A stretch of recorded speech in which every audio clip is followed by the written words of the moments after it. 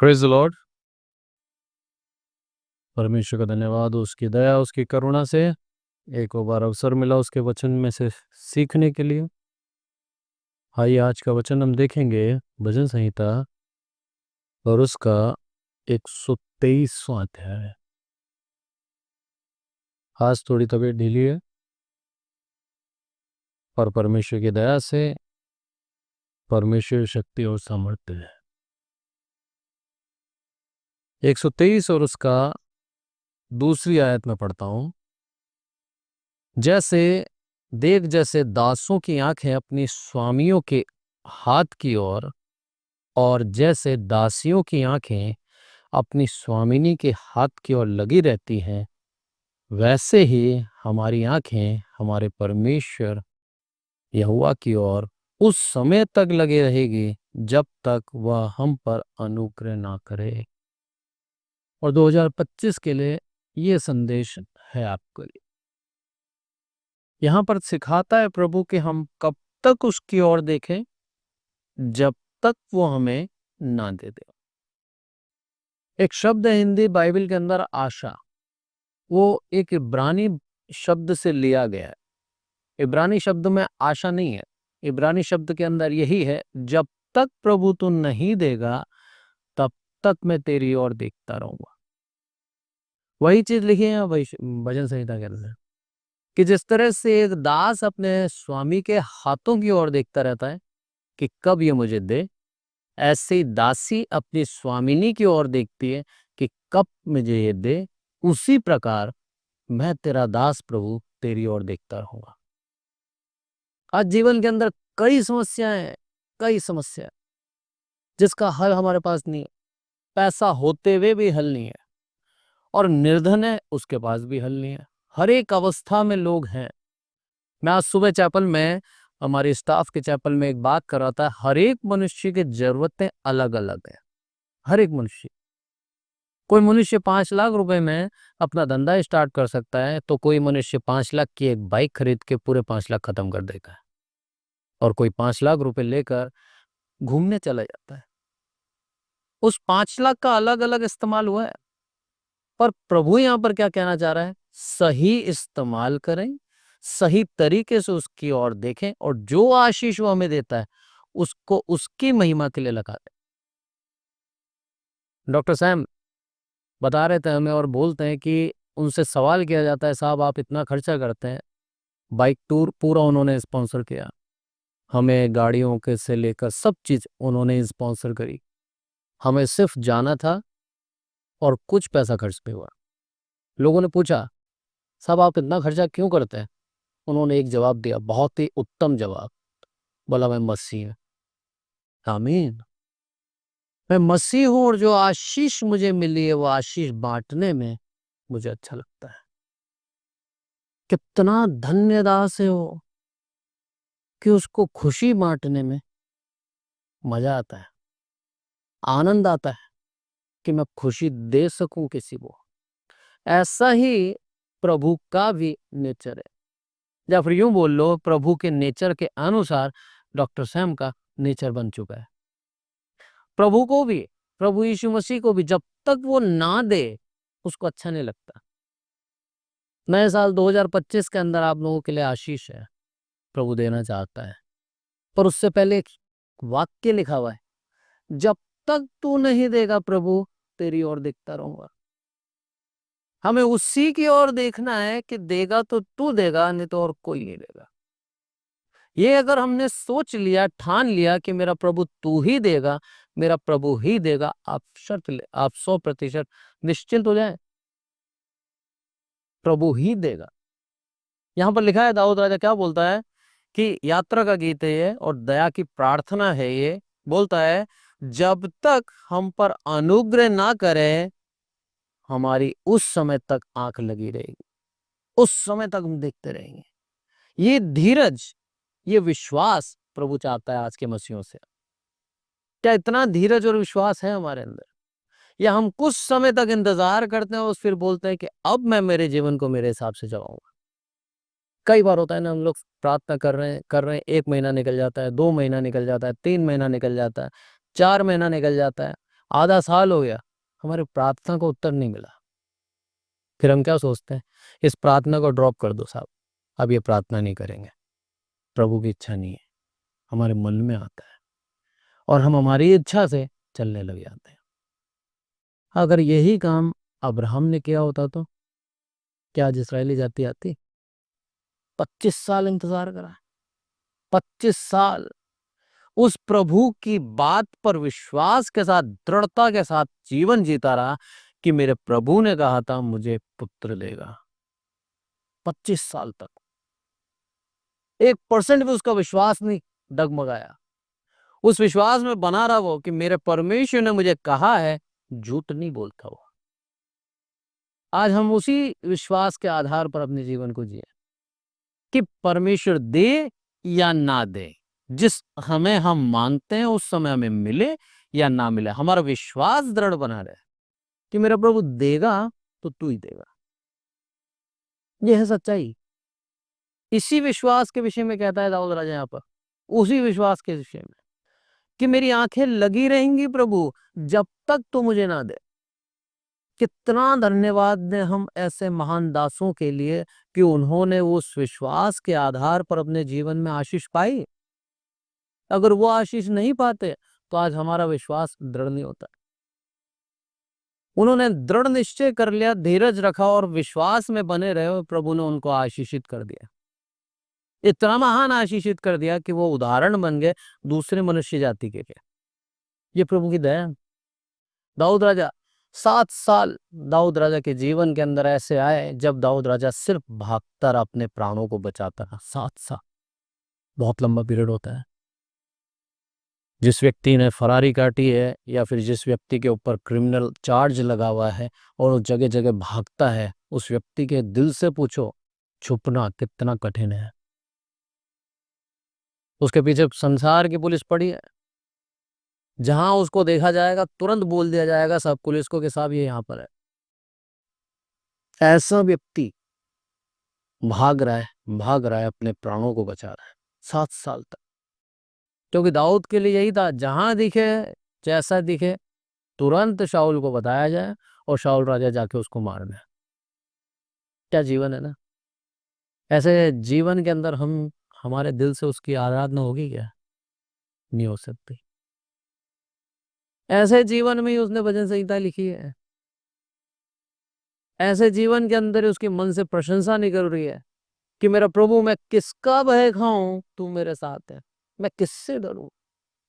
क्या विश्वास है उसका कि प्रभु तेरी ओर ही देखता हूं और तू मेरे साथ है, तो मुझे डरने की आवश्यकता नहीं है। ऐसा जीवन चाहता है आज प्रभु 2025 में हमारे से, कि हम किसी का भय नहीं खाएं, उसी की ओर देखते रहें। आशीष वही देगा और यही साल हमारे जीवन में आशीष का साल गिना जाएगा।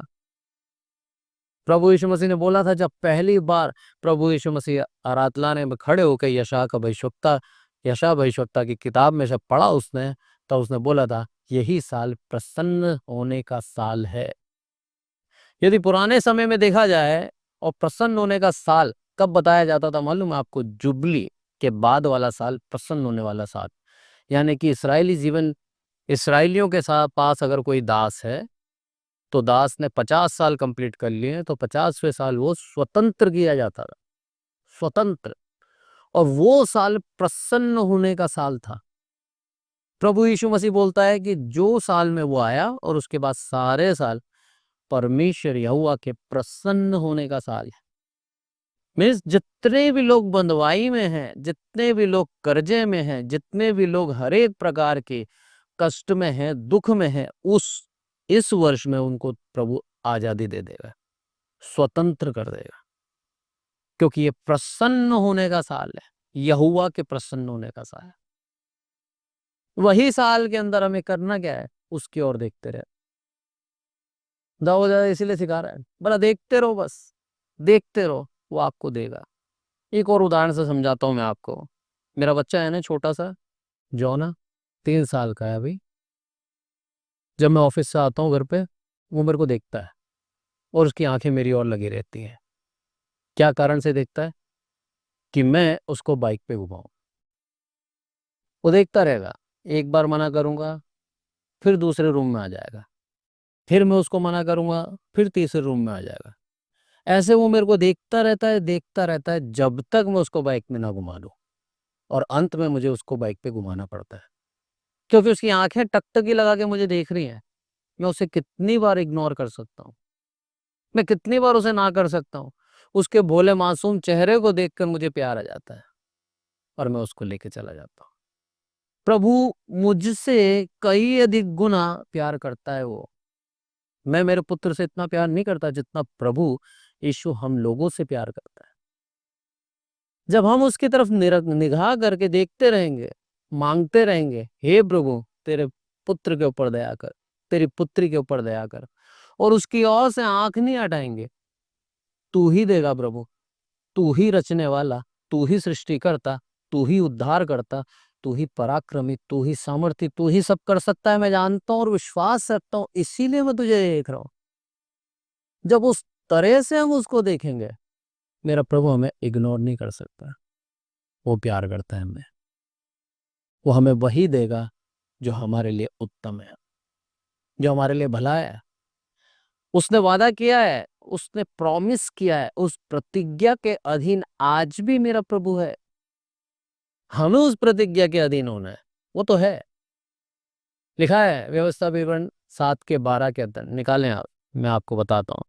यहां पर लिखा है, और तुम जो इन नियमों को सुनकर मानोगे, इन पर चलोगे, तो तेरा परमेश्वर यहोवा भी उस करुणामय वाचा का पालन करेगा जिसे उसने तेरे पूर्वजों से शपथ खाकर बांधी थी। तेरा परमेश्वर यहोवा किसका पालन करेगा? जो वाचा उसने बांधी थी तेरे पूर्वजों से।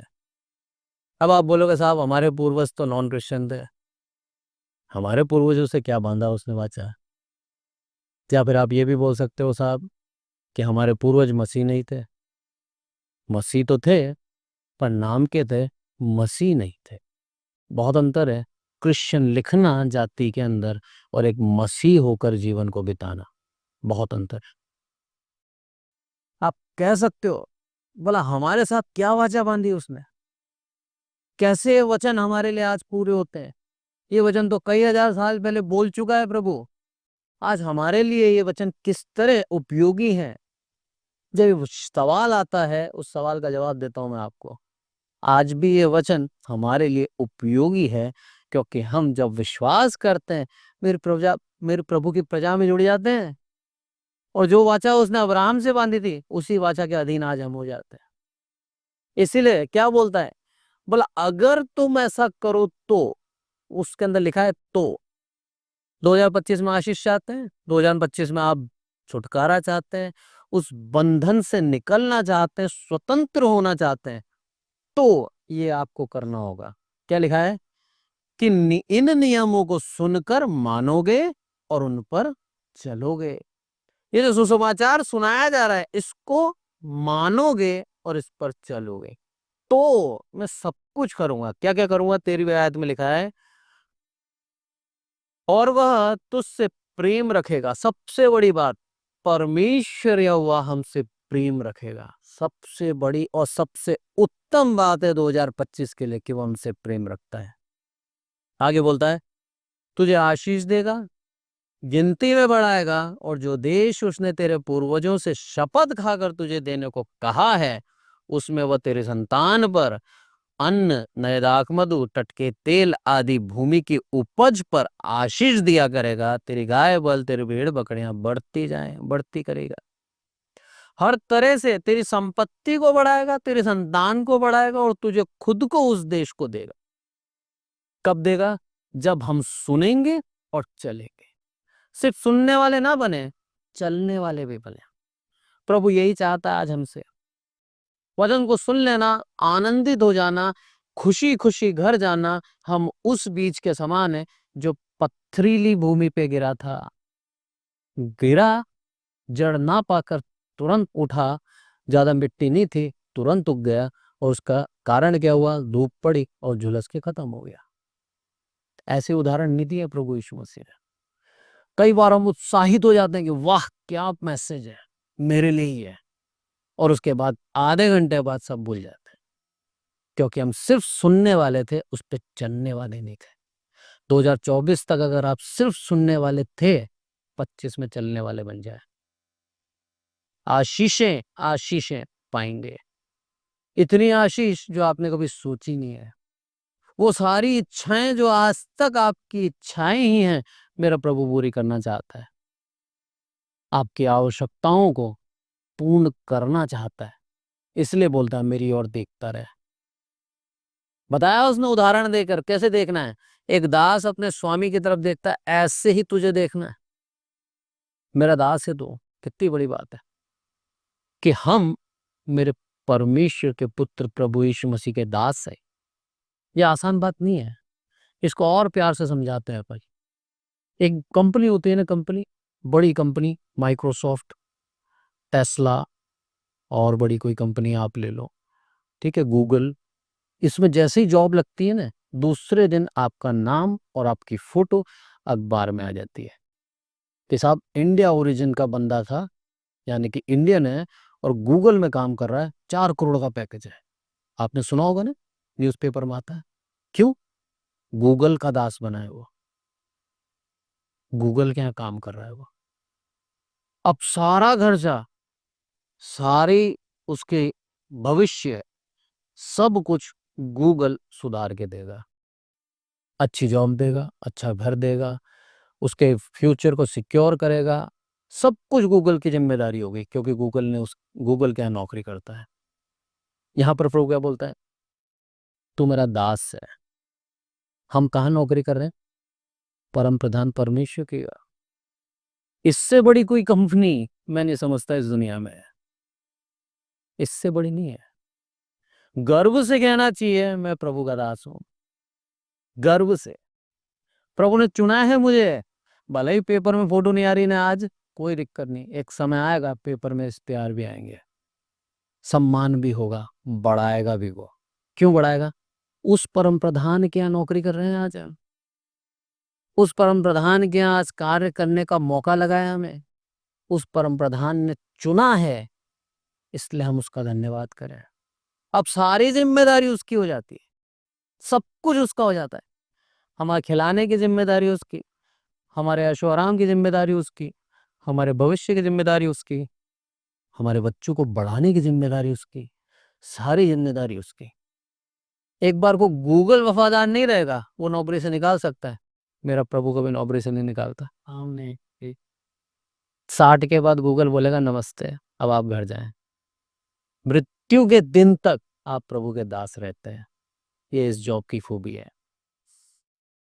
और मृत्यु के दिन तक मेरा प्रभु हमारे लिए ईमानदार रहता है, विश्वास योग्य रहता है। यहाँ पे लिखा है ना साफ साफ कि मैं क्या करूंगा, मैं उन नियमों तो तेरा परमेश्वर हुआ उस करुणा में वाचा का पालन करेगा। अरे प्रभु ने जो वाचा दी है हमें, उसका पालन करेगा। वो जो वचन उसने दे दिया है, जो प्रतिज्ञा उसने कर दी है, उसका पालन करेगा, मृत्यु के दिन तक पालन करेगा। हजारों साल पहले दिया गया वादा था, ये आज भी कारगर है। और मृत्यु के दिन तक, प्रभु यीशु मसीह के दूसरे आगमन तक ये वचन कारगर हैं। उस चीज को समझें हम। इसलिए प्रभु के दास होने में गर्व महसूस करें, प्रभु की प्रजा होने में गर्व महसूस करें, प्रभु का जन कहलाने में गर्व महसूस करें, क्योंकि हमारा पिता परमेश्वर हमारा अगुआ है और हमें हर एक प्रकार से सुरक्षित रखता है, हर एक प्रकार से हमारी जरूरतों को पूरी करता है। और वो जब हमारा हाथ पकड़ लेता है, तो फिर हमें अब किसी और की जरूरत नहीं है, किसी की जरूरत नहीं है। इसीलिए दाऊद राजा प्यार से बोलता है भजन संहिता 123 के अंदर कि हे प्रभु, मैं तेरी ओर देखूंगा। मैंने सब जगह देख लिया, मैंने शाऊल को भी देखा था एक ससुर होने के नाते, पर वहां से भी मुझे धोखा मिला। मैंने मेरे घर के अंदर भी देखा, मेरा पिता सातों भाई वो खड़ा कर दिया, मुझे खड़ा नहीं करा प्रभु। मैंने वहां भी देख लिया प्रभु, मैंने प्रजा को भी देख लिया प्रभु। ये वही प्रजा है जो चिल्ला रही थी जोश से कि शाऊल ने हजारों को और दाऊद ने लाखों को मारा। आज यही प्रजा मेरा नाम बताने के लिए तत्पर है, भगी भगी जाती है शाऊल के पास और बता रही है दाऊद वहां छिपा है। इनको भी विश्वासघात करते हुए देख लिया प्रभु, सबको देख लिया प्रभु, इसीलिए अब मैं तेरे को ही देख रहा हूं। तेरे अलावा कहीं नहीं है मेरा उद्धार, तेरे अलावा कहीं मुझे शांति नहीं मिलती, तेरे अलावा कहीं मुझे सुरक्षा नहीं मिलती। ऐसे प्रभु के पीछे 2025 में चले आप, कभी देखने की आवश्यकता नहीं होगी किसी और की ओर, कभी देखने की आवश्यकता नहीं होगी। वो सर्वशक्तिमान ने आपको चुना है आशीष देने के लिए, ऐसे ही नहीं चुना, आपका उद्धार करने के लिए चुना। उसका वचन कहता है, मैं नहीं कहता। इतने प्रभु, महान प्रभु को हम छोड़कर एक मनुष्य के ऊपर दृष्टि कैसे कर सकते हैं, जबकि वचन साफ कहता है मनुष्य के अंदर वो शक्ति नहीं है कि वो तुम्हारा उद्धार कर सके। उसके बावजूद भी हम कई बार आर्थिक लाभ के लिए किसी मनुष्य को मुस्का लगा देते हैं। प्रभु पसंद नहीं करता हो। प्रभु चाहता है कि हम उसके पीछे ईमानदारी से चलें। दोबारा भजन संहिता में चलेंगे, दो भजन संहिता 123 और उसकी तीसरी आयत क्या बोलता है, हम पर अनुग्रह कर हे यहोवा, हम पर अनुग्रह कर, क्योंकि हम अपमान से बहुत ही भर गए हैं। ये लोग जिनके लिए मैंने सब कुछ किया, दाऊद राजा बोलता है, अपमान से भर गया हूं मैं, भला हम पर दया कर, अनुग्रह कर तेरा। यही प्रार्थना हमारी होनी चाहिए कि हे प्रभु हम पर अनुग्रह कर। और मेरा प्रभु अनुग्रह करना चाहता है, इसीलिए बोलता है मांगो तो तुम्हें दिया जाएगा। मांगो उससे आप उसका अनुग्रह, मांगो उससे उसकी दया, मांगो उससे उसकी रक्षा, सुरक्षा। मेरे प्रभु से मांगो। चाहकर भी शत्रु आपके उस घेरे के अंदर, उस बाड़े के अंदर नहीं आ सकता जो बाड़ा प्रभु लगाता है। आपसे बहुत प्यार करता है प्रभु, बहुत प्यार करता है। वो चाहता है हमारा ध्यान उसके ऊपर लगा रहे, हमारा मन उसके ऊपर लगा रहे, हमारे विचार सिर्फ और सिर्फ प्रभु को प्रसन्न करने में लगे रहे। ऐसा जीवन चाहता है। होशे की किताब में यदि मैं कहूँ आपको, तो होशे बोलता है साफ साफ इसराइलियों पर अपने वचन के अंदर कि जिस तरह से तुम चलते आ रहे हो उसको त्याग दो और नए जीवन को अपनाओ जो प्रभु को प्रसन्न करे। लिखा है होशे के अंदर साफ साफ। और धन्यवाद रूपी बलिदान चढ़ाओ। यही चाहता है प्रभु। एक व्यक्ति मिला मुझे पिछले टूर के अंदर जब मैं गया था, वो अपने आप को बोलता है मैं मसीह में नहीं हूँ, जबकि वो क्रिश्चियन है। और व्यक्ति बोलता है, बोला मैं ऐसा व्यक्ति हूं जो पूर्ण रूप से मसीह में नहीं हूं, मुझे अपने अंदर लगता है बहुत सी कमियां हैं और मैं सही मार्ग पे नहीं चल रहा। पर जब गॉस्पेल डिस्ट्रीब्यूशन की बारी आई ना, उस व्यक्ति अकेले ने 31 न्यू टेस्टामेंट दे दी। आमीन। जो व्यक्ति अपना रहा है कि मुझ में कमी है, उसी व्यक्ति ने मनुष्यों को रोक रोक के 31 न्यू टेस्टामेंट दे दिया। बोलता मेरे को प्रार्थना करना नहीं आता, मैं सिर्फ चर्च में जाके एक ही प्रार्थना करता हूँ, हे प्रभु तूने मुझे जीवित रखा, तेरा धन्यवाद हो। तूने मुझे एक अच्छी पत्नी दी, तेरा धन्यवाद हो। तूने मुझे अच्छे बच्चे दिए, तेरा धन्यवाद हो। जो कुछ तूने मुझे दिया है, तेरा धन्यवाद हो। मैं अपनी दया मुझ पर बनाए रखना। आमीन। मैं उस व्यक्ति को आप मसीह बोलोगे या नहीं बोलोगे? बोलो, मसीह है। इसीलिए उसको गिल्ट है उसकी कुछ गलतियों के कारण। गॉस्पेल बांट दिया उसने जिस कार्य के प्रभु ने उसे भेजा था इस दुनिया में। प्रार्थना में धन्यवाद देता है जो प्रभु चाहता है आज हमसे। 100% मसीह है वो, 100%। थोड़ा सा भटका हुआ है, प्रभु ले आएगा एक दिन। ले आएगा उसको। मैंने उससे बोला, मैंने कहा आप अपने आप को प्योर मसीही कहें। मैंने देखा है आपको इस ट्रिप के अंदर, आपने अपनी गलती का एहसास किया, सबसे बड़ी बात। हम मनुष्य कई बार उस जीवन में ऐसे घुल मिल जाते हैं कि हमारी गलतियों को हम जांच ही नहीं पाते, पकड़ ही नहीं पाते कि हम अहम में जी रहे हैं, हम घमंड में जी रहे हैं, हम दूसरों को नीचा दिखा के जी रहे हैं, दूसरों का अपमान करके जी रहे हैं। हमें लगता ही नहीं है। उस व्यक्ति को लग तो रहा है कि उसके अंदर गलती है। जब लग गया ना, मेरा प्रभु उसको निकाल देगा। आपके जीवन में गलती है तो उसका उपाय है। अगर आप अपने जीवन में गलतियां ही नहीं माने तो उसका कोई उपाय नहीं। सबसे बड़ी बात, डॉक्टर पास जाते हैं ना हम लोग, एक बहुत सिंपल उदाहरण समझाता हूँ मैं आपको। तबीयत खराब है, डॉक्टर आपसे पूछता है क्या हो रहा है, सब ठीक है, कुछ भी खराब ही नहीं है, डॉक्टर आपको दवाई देगा क्या? नहीं देगा। बोलेगा अच्छा लगा आप मिले, अब आप आगे जाए, दूसरों का इलाज करने दे। ऐसे ही प्रभु यीशु के पास आ रहे हैं। प्रभु तेरा धन्यवाद हो, अपनी कमियां अपनी गलतियां नहीं लेके आ रहे उस वेदी पे। उसका इलाज नहीं करेगा वो, उसको माफ नहीं करेगा वो। ले आए, माफी मिल जाएगी। एक्सेप्ट कर लें कि हाँ ये गलती है प्रभु, ये मुझसे अभी भी नहीं जा रहा। मैं कई बार बोलता हूं प्रभु से, मेरे प्रभु मेरे क्रोध को ठंडा कर, मेरे अंदर गुस्सा है, मैं निकाल देना चाहता हूँ। मेरे प्रभु धीरे धीरे धीरे उसके ऊपर मेरे जीवन के अंदर प्रेरणा दे रहा है मुझे। वो आत्मा मुझे सिखाता है मत कर गुस्सा, मत कर गुस्सा। मैं मांगता हूँ उससे। हर एक इंसान में गलतियां होती है, हर एक इंसान में कमियां होती है। एक्सेप्ट कर लोगे तो इलाज मिलेगा, एक्सेप्ट नहीं करोगे वैसे ही उस गलती में जीते रहो। एक उदाहरण समझाता हूं मैं आपको। एक जख्म होता है ना, जख्म, चोट लग गई आपको, ऊपर से पूरा सही है, अंदर से वो नासूर बन जाता है, मालूम है आपको, जब हम उसका सही से इलाज नहीं कराते तो। और वो नासूर बड़ा रूप ले लेता है, कई बार हाथ भी काटना पड़ जाता है। ऐसे ही है मसीह जीवन। एक गलती के साथ जब हम जी रहे हैं, उसको ढकते जा रहे हैं, ढकते जा रहे हैं, वो अंदर नासूर बन जाता है। फिर हम मसीह नहीं कहलाते हैं, औपचारिक मसीह हो जाते हैं। फिर मेरा प्रभु हमें छांट देता है ताकि दूसरे हमें देखकर खराब ना हो। इसीलिए उसने उदाहरण दिया, सच्ची दाखलता मैं हूं, जो मुझ में बनी रहती है मैं उसे छांटता हूं, और जो नहीं है उसको तोड़ के फेंक देता हूं। आपके ऊपर चुनाव है, क्या आप उसके अंदर बने रहना चाहते हैं? थोड़ा दुख सह लें, बन जाओगे। पर अगर नहीं बनना चाहते तो अपने उसी अधर्म में जीते रहें, उसी घमंड में जीते रहें, उसी व्यवहार में जीते रहें। वो 2025 में तोड़ देगा। दे दिया उसने 25 साल जीवन के अंदर। वो धीरज जनता है। इसका मतलब ये नहीं कि हम जानबूझकर वो गलतियां करते रहें जिसको प्रभु ने हमें से चिता रखा है, जिसको प्रभु ने हमारे सामने लेके आया है।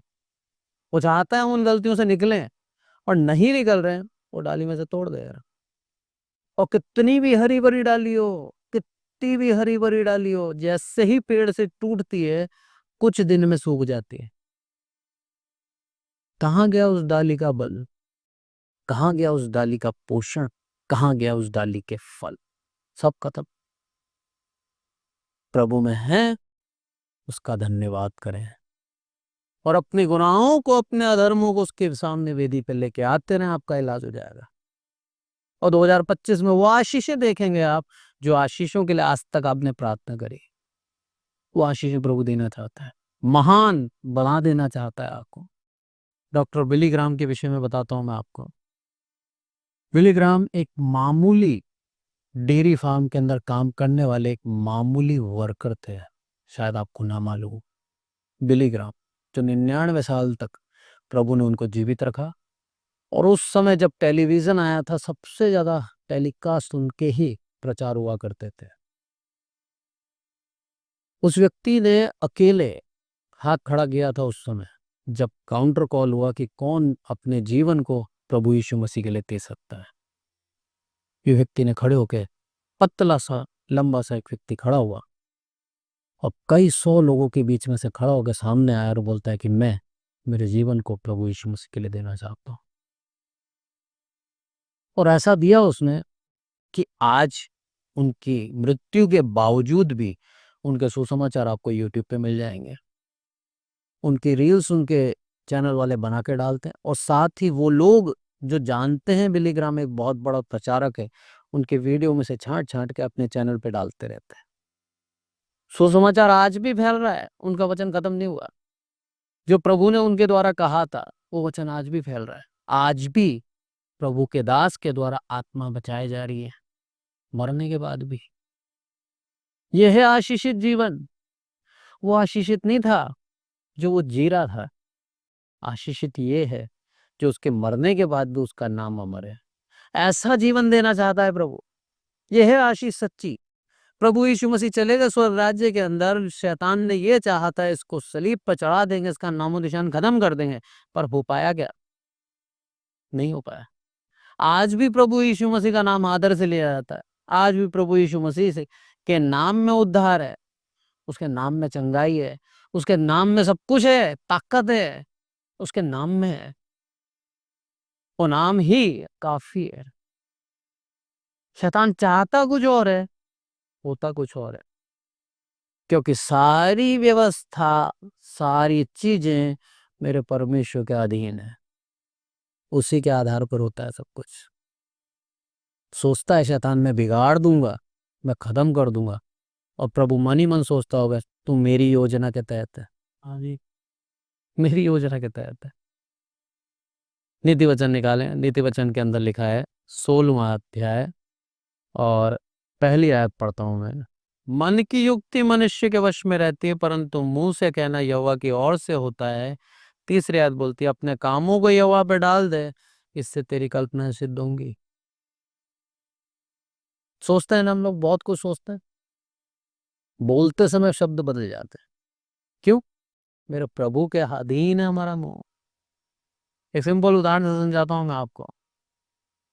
मैं समझता हूं मूसा से उसके जीवन के अंदर अगर सबसे बड़ा कोई बैरी, सबसे बड़ा कोई शत्रु मूसा का कोई होगा तो उसका नाम है फिरौन राजा। उससे बड़ा चिढ़ने वाला मूसा से और कोई नहीं हो सकता। क्योंकि जैसे ही मूसा बोलता था उसके ऊपर विपत्ति आ जाती थी, चिढ़ता था उससे। उसके बावजूद भी फिरौन के मुंह से ये नहीं निकला कि मूसा का गला काट दो, मूसा को जान से मार दो। बोल पाया क्या? 80 साल का व्रत आके खड़ा हो रहा है, जवान फिरौन है, क्योंकि पहला वाला फिरौन मर चुका था, उसके बाद दूसरा फिरौन बैठा, और ये फिरौन मूसा के सामने कुछ नहीं बोल पाता। ये आयत यहाँ पर सिद्ध हो रही है कि मन में सोचता तो बहुत कुछ है, पर मुंह से कहते समय नहीं कह पाता है। शक्ति किसके हाथ में है? परमेश्वर के हाथ में। इसलिए वही परमेश्वर क्या बोलता है, अपने कामों को यहोवा पे डाल दे, तब क्या होगा? तेरी सारी कल्पनाएं सिद्ध होंगी। जो सोच रहा है तू, जो चाहता है तू, वो सब कुछ हो जाएगा। प्रभु के ऊपर डाल दे। दाऊद राजा बोलता है कि मैं आंख लगा के उसकी ओर देखूंगा, उद्धार वही लेगा, उसी से मेरे को मिलेगा। उसका पुत्र सुलेमान कहता है अपने कामों को भी उसके ऊपर डाल दे, सिर्फ देखता मत रहे, काम भी डाल दे, तेरी कल्पनाओं को भी सिद्ध कर देगा। सुलेमान की कल्पना थी ना एक भव्य मंदिर बनाने की, वो भव्य मंदिर परमेश्वर की सहायता से बना पाया। वो इतना सोना, इतना चांदी, इतनी लकड़ियां, सब कुछ पर्याप्त इतने सालों से कर रहा था दाऊद भी, और उसके बाद सुलेमान के राज्य में सारे लोगों ने उसकी मदद करी, और वो चीज बना पाया, मास्टरपीस, जो आज तक किसी ने नहीं बनाया था। इतना सुंदर, इतना भव्य बनाया। क्यों बनाया? क्योंकि अपने कामों को उसने यहोवा पे डाल दिया। आज हम अपने आप को मास्टरपीस बना सकते हैं, इस देह को मंदिर बना सकते हैं, अपने कामों को उस पे डाल दें। आपकी देह जो आज मामूली है उसका मंदिर बन जाएगी, मेरा प्रभु उसमें आके वास करेगा, और जब वास करेगा ना, मास्टरपीस बन जाओगे आप जैसा दूसरा नहीं होगा। आप ही को प्रभु आशीषित करेगा और आपको बढ़ाता जाएगा। सुलेमान राजा ने मंदिर बनाया, दिल से बनाया, और बहुत सुंदर मंदिर बना। आप अपने आप को दिल से बदलने की कोशिश करें, दिल से उसके पीछे चलने की कोशिश करें, दिल से सांसारिकता छोड़कर प्रभु की आत्मिकता में बढ़ने की कोशिश करें। 2025 में ऐसा बना देगा आपको, कभी सोचा नहीं होगा किसी ने। ये सच्चाई है। इतना प्यार करता है वो हमसे, वो चाहता है हमारे अंदर वास करना, वो हमसे दूर रहना नहीं चाहता। शुरू से लेकर अभी तक देख लो, प्रतिदिन वो चाहता है हमें देखना, प्रतिदिन। इसीलिए वो चाहता है हम प्रार्थना करें, हम आराधना करें, ताकि वो आकर हमें देखे, हमें निहारे। उसका प्रेम महान है। ऐसे प्रभु को हम छोड़कर कहां जाए? नहीं जा सकते हम। आगे जब हम पढ़ते हैं इसी आयत के अंदर, इसी अध्याय के अंदर 20वीं आयत में क्या लिखा है, जो वचन पर मन लगाता वह कल्याण पाता है, और जो यहोवा पर भरोसा रखता है वह धन्य होता है। वचन पर मन लगा रहे हो आप, आपका कल्याण हो जाएगा। और जो यहोवा पर क्या करता है, भरोसा रखता है, वह धन्य होता है। दाऊद राजा भी धन्य था, सुलेमान को भी प्रभु ने धन्य कहा। ऐसे कई एक हैं प्रभु के दास जो प्रभु के वचनों पर मन लगाते थे। आज हमें भी यह अवसर मिला है कि हम उसके वचनों पर आज तक मन लगाते आ रहे हैं, आगे भी मन लगाए। जब तक लोग हमें धन्य ना कहें, धर्मी वो ठहराता है, हम अपने आप को धर्मी ना बनाएं। बहुत अंतर है इनमें। अपने आप को धर्मी बनाना और परमेश्वर की ओर से धर्मी ठहराना, बहुत अंतर है। हम सिर्फ जो काम दिया है, हमें कर्तव्य दिया है, हमें विश्वास करना प्रभु यीशु मसीह पे। दूसरा काम दिया है कि हम प्रभु यीशु मसीह के सुसमाचार को फैलाएं, ताकि दुनिया के अंदर कोई भी नाश ना हो, कोई भी पाप में जीवन ना जिए, हर एक व्यक्ति सत्य के साथ अपने जीवन को जिए, धर्मी कहलाए। ये काम दिया है हमें। जैसे एक पुत्र जब बिगड़ जाता है तो माँ बाप का एक कर्तव्य बन जाता है कैसे भी करके उस पुत्र को रास्ते पे लेके आए। करते नहीं करते माँ बाप, हर प्रयास करते हैं। मेरे माँ बाप ने भी किया, प्रार्थनाएं करी मेरे लिए, और उस प्रार्थनाओं का रिजल्ट देखिए 15 साल बाद मेरे प्रभु ने चुन लिया मुझे। 15 साल इंतजार करता रहा प्रभु। बपतिस्मे के बाद की बात बता रहा हूँ मैं, बपतिस्मे से पहले भी प्रभु ने इंतजार करा। बपतिस्मा लेने के 15 साल बाद मुझे पास्टर की जॉब मिली। 15 साल तक प्रभु ने इंतजार किया, और ये 15 साल मेरे माँ बाप ने निरंतर मेरे लिए प्रार्थना करी, निरंतर, प्रतिदिन। अगर उस विश्वास की बात करूं मैं, जो दाऊद राजा कहता है, जब तक नहीं देगा तब तक देखता रहूंगा, वही चीज है। जब तक मेरे अंदर बदलाव नहीं आया, जब तक मैं नहीं बदला, मेरे माँ बाप निरंतर प्रार्थना करते रहे, प्रभु बदल इसको, प्रभु तू देख इसको, प्रभु तेरा बन जाए। और प्रभु ने बदल दिया। अगर ये छोड़ देते, हार जाते, 1 साल बाद विश्वास इनका खत्म हो जाता, वो धीरज खत्म हो जाता, तो क्या आज मैं पास्टर बन पाता? नहीं कर पाता। मेरा प्रभु चाहता है कि हम उस धीरज के साथ उसके साथ लगे हैं। उस विश्वास को परखना चाहता है कि सच में विश्वासी है या विश्वास का ढोंग कर रहा है। सच में ऐसा विश्वासी है कि मैं इसको नहीं दूं तो भी इसका विश्वास बना रहता है, तो ये सच्चा विश्वास। पा लेना और विश्वास करना आसान है, बिना पाए विश्वास करना, यह है विश्वास योग्यता, यह है सच्चाई। और प्रभु वही देखना चाहता है मुझसे। सब चीजों को ले लेना बहुत आसान है, बहुत आसान है, पर मेरा प्रभु चाहता है कुछ ना होते हुए भी विश्वास योग्य बने रहे। मेरे पिता के जीवन से बताता हूँ मैं, मेरे जीवन और मेरे पिता के जीवन में बहुत अंतर है, बहुत अंतर। मैं कहूँगा अगर आर्थिक रूप से देखा जाए तो प्रभु ने मुझे बहुत आशीषित किया, मुझसे ज्यादा मेरे बड़े भाई को आशीषित किया है। हमारे चारों भाई बहन आशीषित हैं, मेरे पिता की आशीष है वो। मेरे पिता ने कभी भी अपने लिए कुछ नहीं मांगा मेरे प्रभु से, कुछ नहीं मांगा। ना उन्होंने कोई बेहतर घर मांगा, ना उन्होंने बेहतर कपड़े मांगे, ना उन्होंने कोई अच्छी गाड़ी मांगी, कुछ नहीं मांगा उन्होंने। उन्होंने एक मांगा कि प्रभु जब तक सांस है तेरे वचन को बोता रह। ये एक इंसिडेंस, एक वाक्य याद आया मेरे को, बताता हूँ। मेरे को एक किस्सा याद आया। मेरे पिता को तलवंडी में बुलाया गया प्रेयर के लिए। मेरे पिता के उस समय साइकिल हुआ करते थे, उस साइकिल से जगह जगह जाया करते थे और प्रार्थना किया करते थे। जब उन्होंने विजिटिंग स्टार्ट करी थी तब उनके पास खुद की साइकिल भी नहीं थी, किराए की साइकिल लेके जाया करते थे। देखो प्रभु कैसे परखता है इंसान को। एक सप्ताह वो गए तलवंडी तक, स्टेशन से लेके तलवंडी मैं समझता हूँ 10-15 किलोमीटर होगा। गए वो, प्रार्थना करी और उसके बाद वापस आए 2-3 घर करके। उनकी प्रार्थना क्या थी मालूम है? प्रभु मेरे पैरों में इतना बल देना कि मैं हर सप्ताह साइकिल चलाकर तेरे वचन को बोसूं। गाड़ी नहीं मांगी उन्होंने, मेरे पैरों में इतना बल देना कि मैं जा सकूं। प्रभु की दया देखो, दूसरे ही सप्ताह डॉक्टर M.A. थॉमस ने उनको गाड़ी दे दी। दूसरा ही सप्ताह, एक सप्ताह में बदल गया सब कुछ।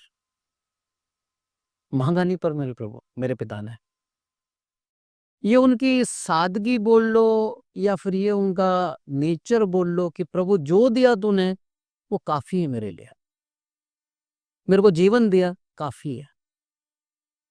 कुछ ना होते हुए भी प्रभु के लिए कार्य करना पूर्ण ईमानदारी के साथ और खुशी के साथ, सबसे बड़ी बात खुशी के साथ। 100 से ज्यादा घर वो जाते थे 7 दिन के अंदर सुसमाचार सुनाने, 100 से ज्यादा घर। तो उन्होंने कितना इस्तेमाल करा और सब जगह साइकिल से जाते थे। बाद में गाड़ी आई, बाइक से जाने लगे और उनकी मृत्यु के 2 महीने पहले तक सुसमाचार सुनाया। जून लास्ट डेट थी उनकी सुसमाचार सुनाने की और अगस्त में वो चले गए और जुलाई अगस्त हॉस्पिटलाइज थे, नहीं तो उस समय भी हो जाते। और जब तक बोल पा रहे थे लेटे लेटे प्रार्थना कर रहे थे। तो सही क्या महान दास है, क्या प्रभु की दया हुई उसके ऊपर कि अपने जीवन को पूर्ण रूप से मेरे प्रभु के लिए दे दिया। ये चाहता है आज प्रभु हमसे 2025 में कि तुझे दूं या ना दूं, मेरे पीछे चलने के लिए तैयार है क्या? अगर है तो तू मेरा दास है। बोलता है ना प्रभु, मेरे शिष्य बनने का मूल्य जान लो, तुम जो है तुम्हारे पास वो भी देना पड़ जाएगा। क्या दे सकते हो? बोले हाँ दे सकते हैं प्रभु। उसके शिष्य बन जाओगे आप। फिर आपकी आशीष आपके संतान पर और संतान के बाद उसके संतान पर, और वो बढ़ती जाएगी। वो आशीष जो लिखी है, टटके तेल तेरी आशीष तुझे प्रेम करेगा, तुझे आशीष देगा, तेरे वंश को बढ़ाएगा, वाचा का देश देगा, वो सब कुछ देगा। कब देगा? जब हम सुनेंगे और मानेंगे। 2025 का यही संदेश है आज कि प्रभु आज आपको आशीष देना चाहता है, आपको उद्धार देना चाहता है। बस वो ये चाहता है हम उसके ऊपर विश्वास योग्यता के साथ बने रहें और उसकी ओर ही आंखें लगाए रखें, क्योंकि उद्धार उससे है, उसके अलावा किसी से नहीं। आइए प्रार्थना करें। हे हमारे प्रभु, हम सबको संभाल कर रखते हैं, इसलिए आपका धन्यवाद मेरे प्रभु। सारी आदर महिमा आपको देते हैं। विशेष करके प्रार्थना करते हैं इस कलीसिया के लिए, यहाँ पर उपस्थित हर एक विश्वासी के लिए मेरे प्रभु बहुतायत की आशीष देना मेरे प्रभु। आपकी दया, आपकी करुणा इस चर्च पे सदैव बनी रहे मेरे प्रभु। धन्यवाद देते हैं मेरे प्रभु आपकी दया के लिए, आपकी करुणा के लिए जो अभी तक आपने बनाए रखी है। साथ ही प्रार्थना करते हैं मेरे प्रभु आने वाले साल 2025 के अंदर जो मेरे प्रभु चल रहा है अभी, आज 3 तारीख के नहीं प्रभु, धन्यवाद देते हैं आपका, आपने हमें जीवित रखा, नया साल दिखाया। 2025 मेरे प्रभु आशीषित साल दिया है आपने, और इस साल बहुतायत की रीति पर आपके सुसमाचार को हम फैलाएं, और मेरे प्रभु जो पाप में जी रहे हैं उनको सच्चाई का मारिफत आए। मेरे आदर मन आपको देते हैं मेरे प्रभु, हम घटे आप बढ़े। जितने लोग ऑनलाइन सुनते हैं मेरे प्रभु, हर एक को आशीषित करना, हर एक को मेरे प्रभु आपके करुणा, आपकी अनुग्रह में बनाए रखना मेरे प्रभु। हर एक को मेरे प्रभु एक नया मौका देना, छुटकारा देना, बंदिशों से स्वतंत्र करना, आपके ऊपर चलने वाले एक अच्छे विश्वासी बनाना मेरे प्रभु। आदर मन आपको देते प्रभु यीशु मसीह के नाम से मांगते हैं, आमीन। और अब हमारे प्रभु यीशु मसीह का अनुग्रह, पिता परमेश्वर का प्रेम, पवित्र आत्मा की सहभागिता हम में से प्रत्येक के जीवन के अंत तक होती रहे। आमीन, आमीन, आमीन। Praise the Lord.